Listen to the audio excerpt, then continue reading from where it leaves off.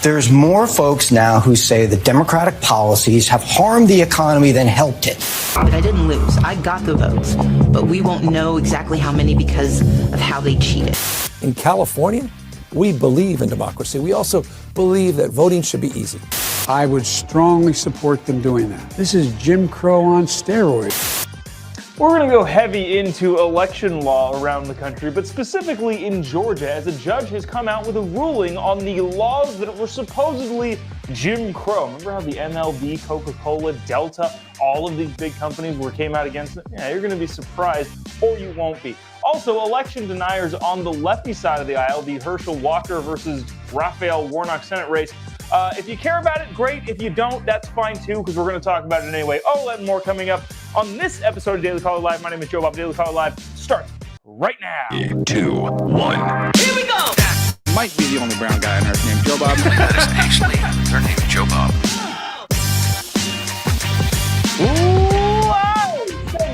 Bunker completely cut off from the outside world, except for you fine folks. My name is Jobob. This is Daily Caller Live. On today, it is October 18th, the year of our Lord 2022. Thanks so much for joining us this morning. Gonna go in on some election stuff. Now, maybe that's interesting to you. Maybe you want more newsy type stuff.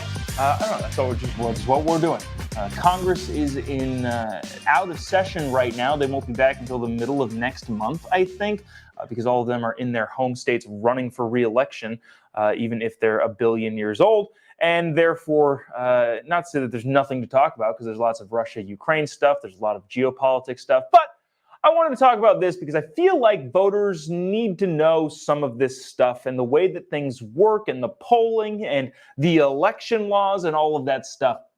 I thought it was pretty fascinating to take a look at a deep dive into the Senate Georgia race. Now, if you're not familiar with the Senate Georgia race, there's lots of Senate races going on around the country. Alaska's running, Pennsylvania's big, Ohio, Arizona. There's a third of the Senate seats are up every single year, and therefore they're important. Right now, it is a 50-50 split, or technically, I think somebody's retired or not.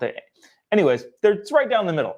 Democrats don't have a majority technically, but they do when you count the vice president, who is Kamala Harris. And therefore, these Senate races around the country, whether or not you live in that state, are important.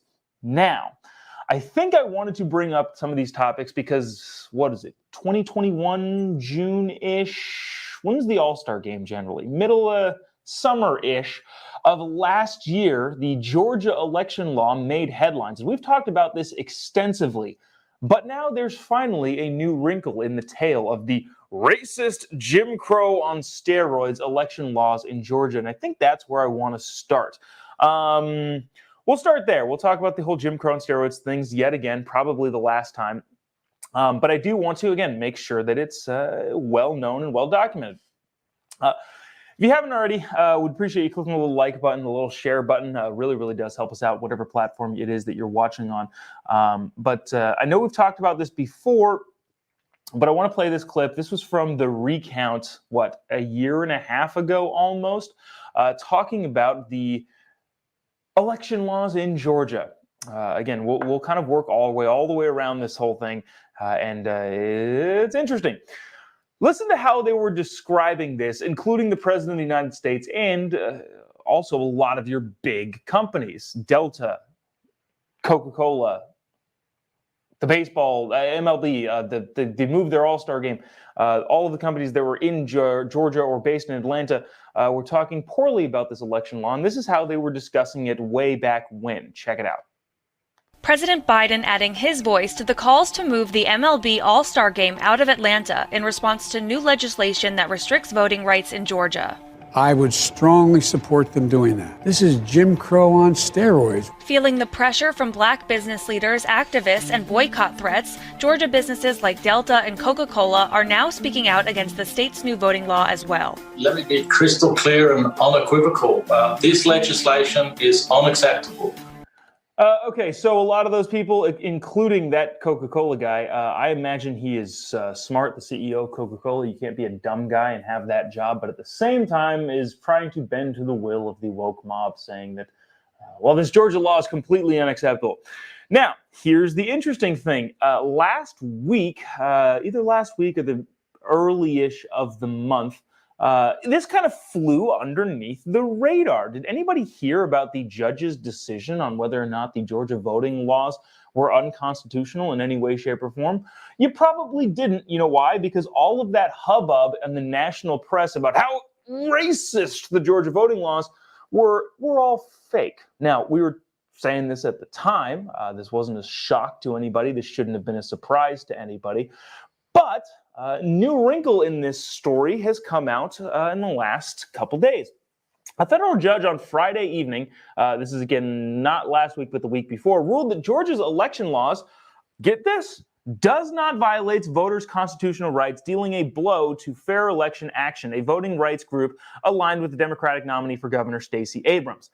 Now, this is, I think, a 2018 lawsuit that they finally decided on, but a judge finally said, hey, just so you know, the Georgia election law does not violate any of the rights of citizens, which we were saying at the time, but now it's definitive. Also, another big component to this story, the judge in question is a federal judge appointed not by Donald Trump, not by George Bush, but Obama. Barack Obama appointed a judge that looked at the Georgia voting law that the current president called Jim Crow on steroids, and the entire media said, this is unacceptable, and said, no, this is fine. This is a very reasonable law. You should probably have to show your ID to vote. Probably should make sure that you're able to vote. If you don't show your ID at the polls, at least you have to put a verification number in on the mail-in ballot. Yeah, all of this seems totally reasonable. Did anybody hear anything about that over the last couple of weeks? I would guess not, because I missed it in a lot of ways. And therefore, I mean, I like to pride myself on keeping my nose to the ground and trying to bring you all things that you wouldn't hear about. So if I didn't hear about it, I would imagine the majority of America didn't hear about it. Now, here's the other issue.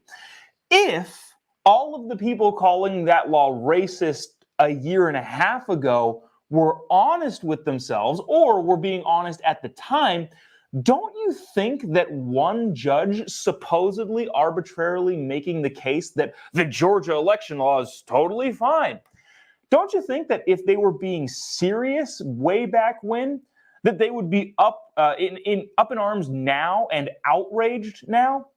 Don't you think that the people that said this is the most racist law to ever enter the country, if Joe Biden said this is Jim Crow on steroids, if all of the people that said this is wildly unacceptable were actually being honest at the time, don't you think that now that a judge has finally ruled against them, they would be a little bit more upset?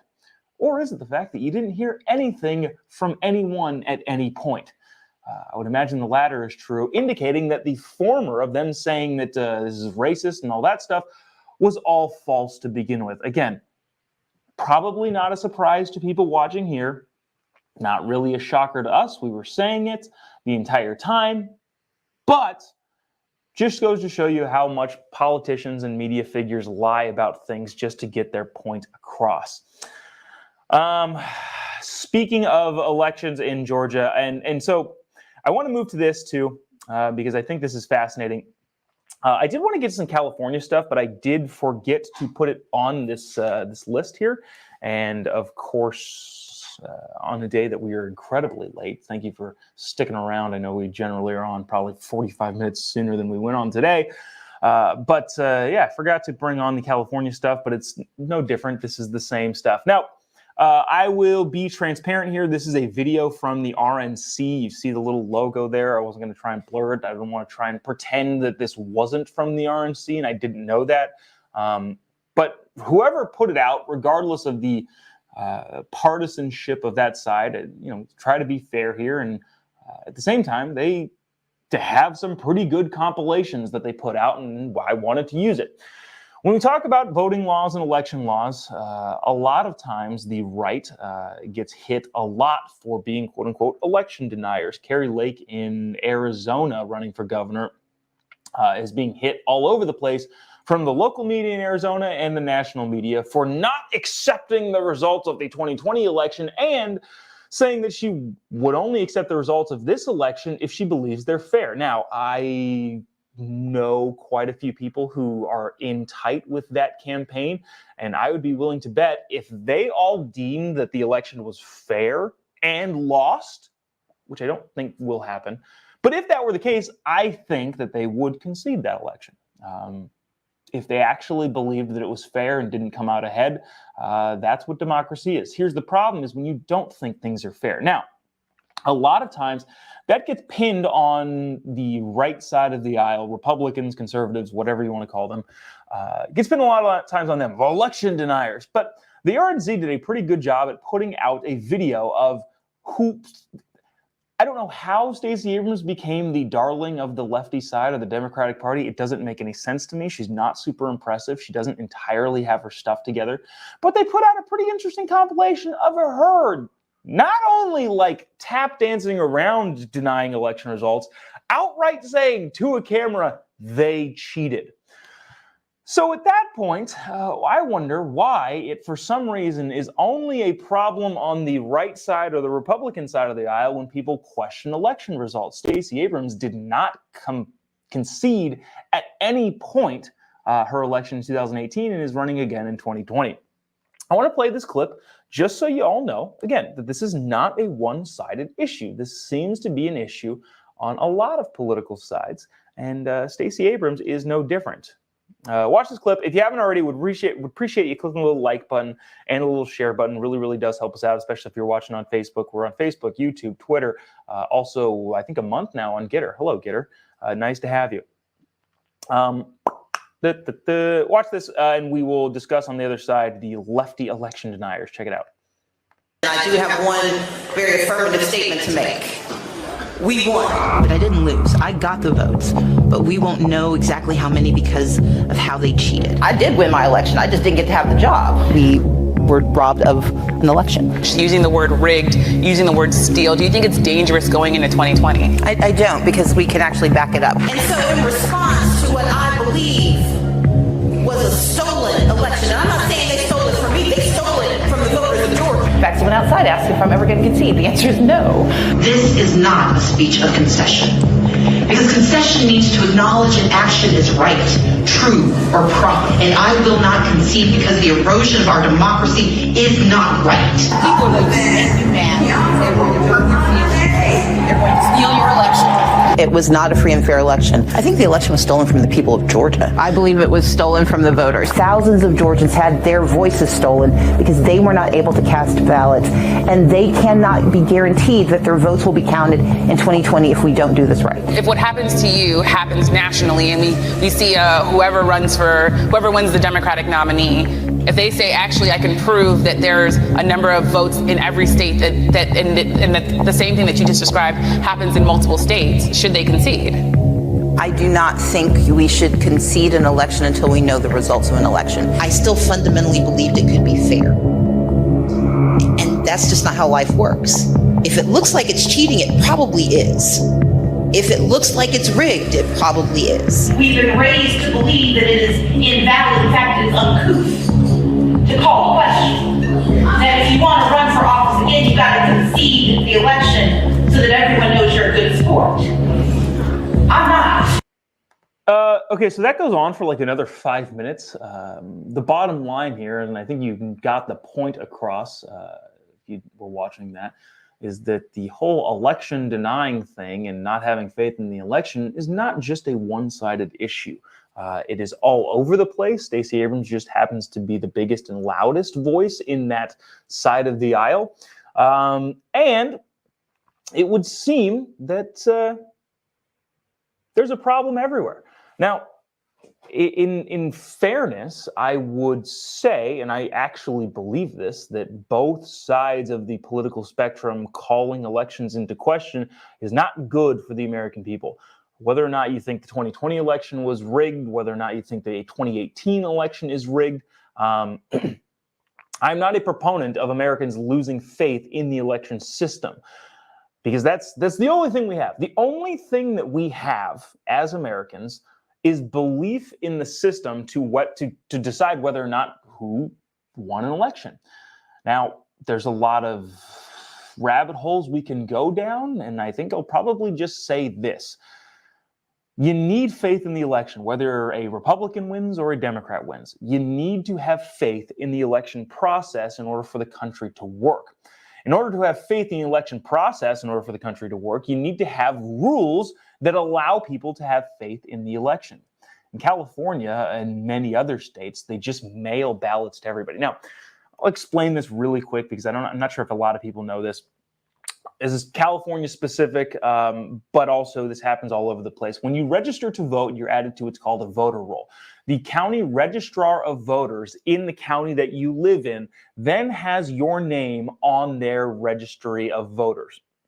You're on the voter rolls, and you will be sent a ballot if that's what you request, or you will be able to go vote in that election. Now, I'm not sure a lot of you have heard about this, but there's this term called purging the voter rolls. And what that means is that every, so often, maybe every year, maybe every couple years, the voting rolls at the county level get expunged of all the people who no longer either live in that county, are alive, or any of the other reasons why they may not be voting. In other words, people have to re-register to vote every so often to make sure that they are still alive and able to vote in that county. A lot of times there are reasons that people wouldn't be allowed to vote in that county. If you've moved out of the county, if you've since died, if you have a criminal charge that disallows you from voting in that state. A lot of reasons why people would be taken off the voter rolls. However, in places like California, one of the biggest complaints from people who are advocating for election integrity is that California, and many other states do this, I'm not just saying this is a California-specific thing, many other states and California do not purge their voting rolls. Meaning that if you don't look at those things for 5 to 8 years, and you don't say, oh, well, Jim Smith has moved to Nevada, and Jim Smith is still registered to vote in that county because nobody went through and took his name off the list, you have a problem if you're going to send ballots to everybody, which is what California does and which is what a lot of your lefty states are doing. In California, they passed a constitutional amendment saying that they're going to send ballots to every registered voter. The problem is if you're a registered voter that has since lost the ability to vote in that particular county. I'm not sure how specific I want to get on this, but there are several people that I know that moved counties, and for whatever reason, because California doesn't purge their voting rolls and because the county doesn't do a good job at maintaining accurate voting rolls, they received 2 ballots. I have a friend specifically that was in one county, owns his home there. He moved to a different county, bought a new home, but still continued to own the home in the first county and rent it out to somebody else. And his tenant called him the other day and said, hey, I've got a ballot for you. And he says, well, that's interesting. I have a ballot here too. Meaning that there were multiple ballots sent for that one person. And if he didn't know, it's very possible that anybody could have voted with his ballot or turned his ballot in that separate county, and that would have been counted because nobody keeps track of any of this stuff. What I'm saying here is, and the bottom line is, that if you don't have faith in the election process, you do lose the country. And the only way that you have faith in the election process is if all of the rules are concise, they're easy to follow, and easy to observe for both sides of the aisle. I know that was long and rambly and long-winded, but I feel like it's something that people should know. When people talk about purging the voter rolls, that's what they're talking about. And if it's happening in your state where the voter rolls aren't being purged, you have a problem. Without, again, going into detail, in California, there was a guy running for Secretary of State in 2018, a friend of mine, a guy by the name of Mark Moisture. I think he's running for something now, too. But he went and found voting rolls, I believe in Los Angeles County, that said, wow, this is weird. 146 people are registered to this one address. How did that happen? Why did nobody at the county catch this? Why didn't the state catch this? He then took his voting rolls and drove to that location, and it was a dirt lot behind a Starbucks. Again, you have big problems if you don't construct your voting system and your election system in the process that is going to make everybody believe in the results. Big issue. Holy cow, we got a lot of comments during that. A lot of people with well, yeah, a lot of people with some comments. It's pretty interesting. Okay, so let me read through some of those comments while we go to this. Well, you know what? When we talk about elections, we'll talk about this. What do people actually care about? A poll is done across the country about what voters are actually caring about. Let me play this clip about the different demographics and what voters care about, and I'll read some of these comments and see if I can get them on the screen. All right, check this out. This is fascinating. What do people care about in 2022 midterms? Look at worsening views of the economy, Nate. Look at this. 2/3 of people say it is getting worse. And let me show you why. One of the ways people interact with the economy is gas prices, right? You're paying more. You're seeing those big signs up. Back in August, there was some optimism. Majority said, well, okay, they're going down. But look at this. Now, 63% say gas prices are going up in their area. So I asked people, okay, well, let's turn to politics here. Who do you blame for this? What's the reason? Well, look. There's more folks now who say the Democratic policies have harmed the economy than helped it. It's not the only reason they see for this, but they're reasoning out of results, right? Yeah. They're feeling a pinch, parties in power, okay, must be doing something wrong. And then by contrast, they think, well, Republican policies more likely would help. Not good polling for Democrats at all, especially when it comes to what people actually care about, which are, again, kitchen table issues. Every single election comes back to kitchen table issues. What are you talking about around the dinner table when it comes to what affects your family? I would imagine that literally everybody on this stream, everybody out there in the world that does a thing at a place is talking about gas prices going up a crazy amount. Especially in the last couple weeks / the last month. Let me see. There were some people. Shoot. I want to get to the comments, but I also want to make sure it's relevant to what we're talking about here. Let me see this. Okay, so let's go to this. This is what I thought was interesting, and I would like to talk about. The Georgia Senate race is underway, and the Herschel Walker. So Herschel Walker is the Senate candidate against Raphael Warnock. His polling is not great. Now, this is a fascinating piece piece of the puzzle, especially when it comes to looking at races, that I'd like to inform you all of. That I was reminded of over the weekend. Let me play this clip, kind of give you the setup of what's going on. And then I want to talk about some polling stuff, which is actually pretty fascinating and could be happening in your state as well. Check this out, and we'll discuss kind of the political angle of the polling and down ballot races. Watch this. Early voting begins today in Georgia for a pivotal U.S. Senate race. Voters have been responding to the only debate so far between Democratic Senator Raphael Warnock and Republican challenger Herschel Walker. This is one of the contests that could determine control of the Senate for the next 2 years. Yeah, so that's the Senate race, basically. That's kind of what it is in there. It's an important race because, again, like I mentioned earlier in the show, Democrats have exactly 50 senators plus Kamala Harris, vice president, the president of the Senate, gets to cast the vote and make sure that there's a Democrat-held House of Congress. Or, you know what I'm saying. They have the majority currently. Now, that's why these races are super important. Now, it's kind of fascinating. So I was over the weekend, I was at a Turning Point USA event in Newport Beach and got a chance to listen to and talk to Charlie Kirk, who reminded me of something. I'm like, yeah, I know this, but it didn't really equate in my head quite a bit. Herschel Walker in Georgia, and a lot of states too are feeling this sort of thing, but specifically in Georgia, relate it to your state however best you can. Specifically in Georgia, is down in the polling by quite a bit. Without going into great detail, I don't know that Herschel Walker was the best candidate, and I would tell that to his face if he asked or had any questions about what I thought, which I don't think he does. I don't think he's the best candidate that the Republicans could have chosen, but he made it through the primary because primaries, the whole system is pretty nuts. That being said, he would vote the way that Republicans would want him to vote, which most people would think is a good thing, probably watching this stream. Most people would probably think is a good thing in the grand scheme of things. Is he the best candidate? No. But is there an ideal candidate? Also, no.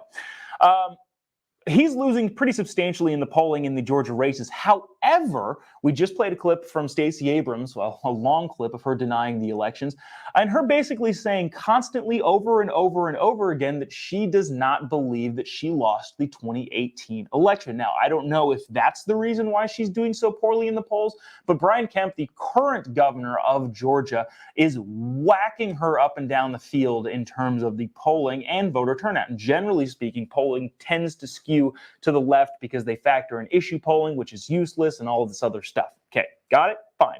The governor's race in Georgia, Brian Kemp, the current governor, is polling 12 points, 10 to 12 points ahead of the Democratic contender, which is Stacey Abrams. Now, even though Herschel Walker is losing some pretty significant ground to Warnock in the polling, obviously, polling done by a third party or news organization is not the actual polls. You go to the poll, everybody votes, we all find out together. That being said, people could be worried really a lot about Herschel Walker, given how bad he's doing in the polls. However, because Brian Kemp, the Republican governor of Georgia, is doing so well, the likeliness that you see a split ticket voting that makes up a 12-point gap seems to be very, not rare, but seems to be pretty unlikely. What I mean is that Republicans go to vote for Brian Kemp. Let's just say hypothetically he wins by that 10 to 12 points. You would have to get 10% of Republican voters to flip their vote down the ballot. All right, I'm voting for a Republican for governor, but a Democrat for the Senate. That doesn't make a lot of sense to me. Now, there are split ticket victories, but generally speaking, those only make up about a 5% gap, which means that if Brian Kemp, the governor of Georgia, it was a slim margin between Stacey Abrams, it could be conceivable that the governor would win as a Republican and the senator would win as a Democrat. But given that the gap is so big, probably in part to Stacey Abrams doing unto herself, it would seem that I don't think they'd be able to make up that gap, which is, I thought, an interesting tidbit for people to understand and know, especially when it comes to polling based on some of these Senate races. Dr. Oz in Pennsylvania seems interesting, but I don't want to get too far down into that rabbit hole. You know what? I had a clip from Gavin Newsom, the governor of California, but I feel like I talked California to death, so maybe we'll save that for tomorrow. A very interesting announcement coming out of the governor's office there in California that I feel like I wanted to bring on. And let's see. Wow. Well, some of these comments are getting heated. Let me see. I saved a bunch, so let me bring some of these up. Talking about the election at the beginning of the show, talking about Stacey Abrams denying the election in 2018. Arthur says, can't deny a red wave this time. Also, with the topic of election questioning being a one-sided issue, Ryan brings up a great point. Dems screamed that crap for 4 years. Yeah, true. Remember, the entirety of Donald Trump's presidency, Hillary Clinton and the cabal of Democrats over on that side said, it was stolen. It was a Russian collusion. That's why he's the president. I don't know why I saved this. Holly says exactly. Thanks, Holly. I appreciate you agreeing. I'm not sure what you're agreeing with, but I appreciate you for doing that. Michael said, so we're all mailing the extra ballots in. No, we're not. I think that's kind of a sarcastic joke, but also at the same time, maybe it wasn't. I don't know. I don't know what you do. I was talking to a guy on Saturday night who said, he's like, yeah, I got the same guy that told me he got 2 ballots. I'm like, yeah, dude, I don't know. Do you turn that in? Do you be an honest citizen? I would say yes. You should be an honest citizen and not turn in the other ballot. But at the same time, I don't know what's happening to those other ballots. Are they just being thrown away by honest arbitrators? Probably not.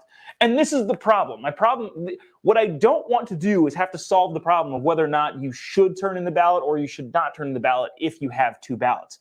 That's the dumb issue to be solving. You should be solving the issue of why you have 2 ballots in the first place in states that mail everybody alive, dead, moved, incarcerated, whatever, a ballot. Renee says, I moved states, and I believe she said, Renee says I moved states. Heidi says, wow, I should check to see if I'm still registered in California. I don't live there anymore. I would be curious, Heidi, especially if you've moved in the last 18 months. I would be willing to bet that your county still has you on the voter rolls and your old address will get a ballot. Now, whether or not that ballot gets turned in, I have no idea, and this is what I'm saying is the problem. Last thing I want to bring up, and I don't want to hit people too hard. You know what? I won't bring these comments on the screen because I don't want to show their names here. People saying only an idiot would vote for a Democrat, or somebody else said we should call them Democrats. I'm not a fan of that. Just so you know, in the comment section, I probably won't bring it on if you say stuff like that. I actually do believe, policy-wise, I disagree with a lot of people, but at the same time, I have friends that vote Democrat that are more lefty, have a more lefty worldview than I have, and I don't call them an idiot, and I don't call them crap. Partly because, well, you know what? Fine, we have time. There's an Abraham Lincoln quote that says something. I'm not going to be able to find it right this second, but it says something along the lines of, go ahead and try to insult a woman into loving you or insult a voter into voting for you. Try it until you're satisfied. I think that's a great quote from Honest Abe saying that basically, calling people dumb and idiots is never going to coax them to your side of the aisle, which is why I don't do it. And also, in fact, I just don't think it's true. I think there's a lot of Democrats out there that may be a little bit lost, lefties out there that may be a little bit lost, and also Republicans out there that may be a little bit lost and confused. And I don't think bringing them to the center of sanity, not talking about the ideological center, just sanity in general, is going to happen if you continually insult them. So there is that. Let's see. That's going to do it for us today. I will bring up that Gavin stuff tomorrow, California, with a big announcement that Gavin Newsom did not make in front of a camera because he doesn't want those optics out there, which is an interesting thing to say the least. If you haven't already, give me a follow on any of your social media platforms. Just type in JOBOB. You'll be able to find me pretty much everywhere. Getter, Twitter, YouTube, Instagram, Facebook, Truth, all the rest of them. Venmo. Don't add me on Venmo. That's weird. The Facebook Chiron is still wrong. Still haven't added the Getter one, but appreciate you taking the time going to follow on those accounts. I'm putting up more stand-up material on all of those accounts. So, if you feel so inclined and want to maybe laugh, because who knows if I'm funny or not, go ahead on over to those social media accounts, and I will appreciate you giving them the follow.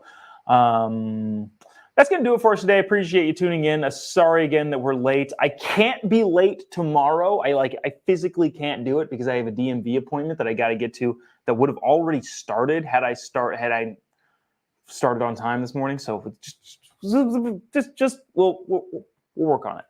Going to be early on time tomorrow. Anyways, see you tomorrow. Same time, same place. God bless America.